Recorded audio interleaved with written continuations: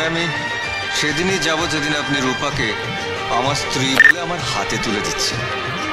ততদিন আমি এখানেই থাকছি।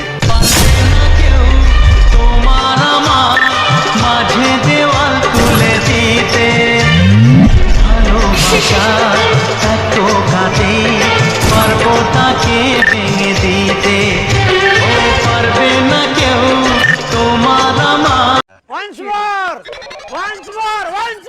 তবে আমি সেদিনই যাব যেদিন আপনি রূপাকে আমার স্ত্রী বলে আমার হাতে তুলে দিচ্ছেন। ততদিন আমি এখানেই থাকছি। পারবে না কেউ তোমার